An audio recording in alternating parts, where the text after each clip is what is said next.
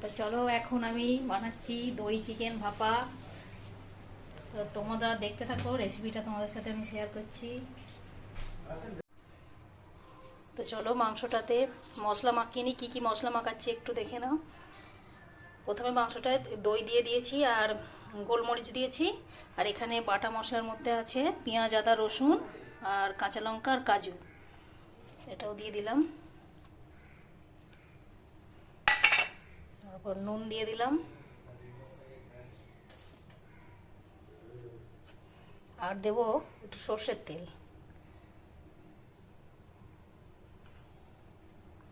একটু বেশি করেই দেবো, কারণ এটা তো শুধু মানে ভাপা হবে, এতে আর এক্সট্রা কোনো তেল মানে রান্নাতে লাগবে না। ওই জন্যে এই পলাটা 4 পলা দিলাম।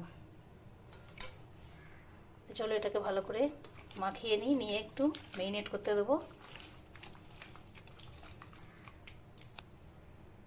চলো এই যে পেঁয়াজ বেরেস্তা করছি এখন।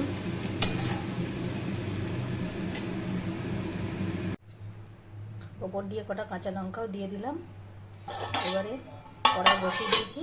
এটা মিডিয়াম আছে 45 মিনিট মতো হবে,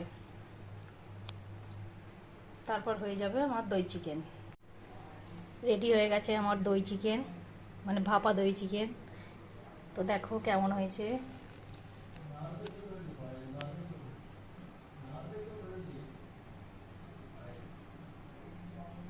কেমন হয়েছে বল দই চিকেন, ভাপা চিকেন?